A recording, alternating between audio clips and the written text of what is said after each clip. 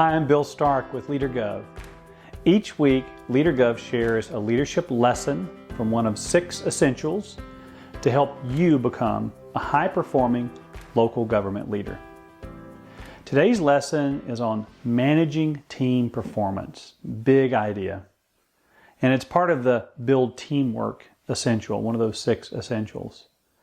You know, executing on team goals in local government can be very challenging for a number of reasons for you leaders and managers. Uniquely, local government has pressures from citizens, elected officials, team members, and others, and there sometimes seems to be no time to identify, clarify, measure, and track goals. But over the years, a number of online tools have emerged to help local governments and private businesses identify and track their major goals. Some of those tools are 7 Geese, Invisio, Lattice, Week Done, ClearPoint Strategy, Achieve It, and Workboard. A list of these tools is outlined in your downloadable resource guide.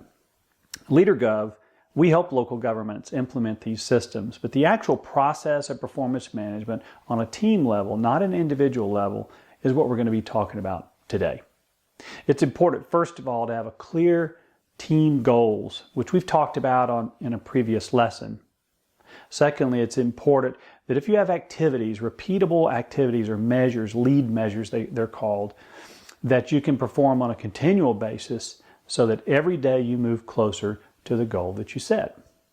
As an example, if my objective is to lose 20 pounds, then I want to enact repeatable activities that I do each week or each day to help me reach my goal. For instance, I could walk 20 miles a week or perhaps limit my calories to 1,500 a day. And repeating these 2 things every day and every week will help me get closer to my goal. This is the idea of setting a large goal and then having repeatable, smaller activities that logically lead you to success.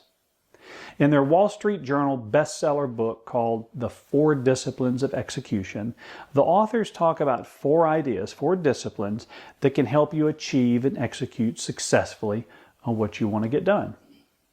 The first idea is to set what they call wildly important goals. As a city or a county, you want to have not 20 goals, not 10 of these big goals, but probably 3 or 4 wildly important goals. Sometimes they're called WIGs.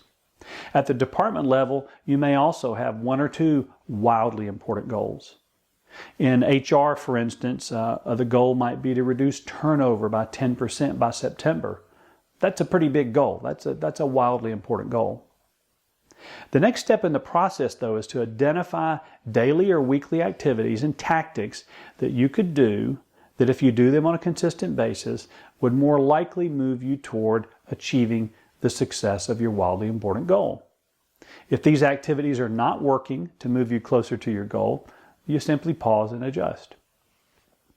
But one of the keys to managing team performance is the idea of keeping a scoreboard or a visual way to show progress toward your big goals. This is where these online tools I mentioned earlier can come into play and really help you. These online tools create a visual way to see goal progress month by month, quarter by quarter. You could also just keep a poster in a common area and show what progress looks like for your big goal. Imagine a poster that shows linear feet of sidewalks completed week by week. You could see the goal right there in the break room, and everybody would know where we stand as a team. Lastly, according to the authors of the book, it's important to create what they call a cadence of accountability. And this is really just a weekly or maybe twice monthly meeting where you get together to review the scoreboard of progress toward your wildly important goals. In these meetings, the focus is on what's standing in the way of success, and then what objectively can be done to remove roadblocks and get the project back on track for whatever reason it's suffering. Or you may look to modify your key measures if one of them is not really helping you move toward your goal.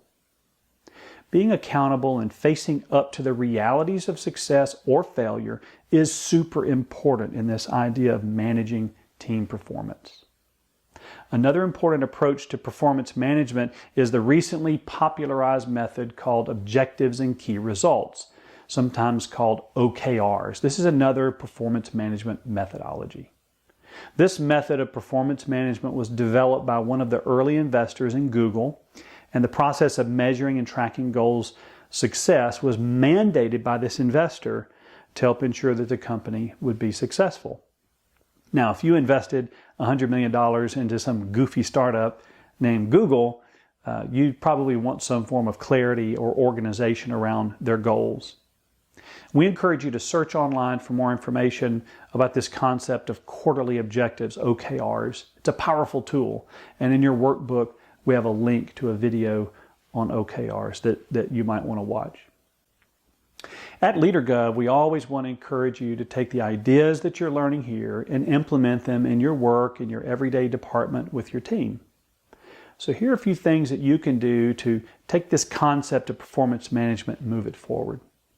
First of all, you might want to research different tools for team performance, performance management. By the way, most of these tools also track individual goals and performance. You might want to determine which of these tools might work best for you. Once your goals are established, have the team work together to set milestones or key measures that can be looked at periodically to track your progress. We also want to encourage you to involve your employees in this really important topic of performance management. First, share your wildly important goals with your team so they're all crystal clear on the big goal that's before them. Secondly, let your team know that you want their help to clarify, to measure, to track these goals. Ask them to commit to accountability toward these large goals, including their participating in these regular meetings to review progress. Get their commitment on that.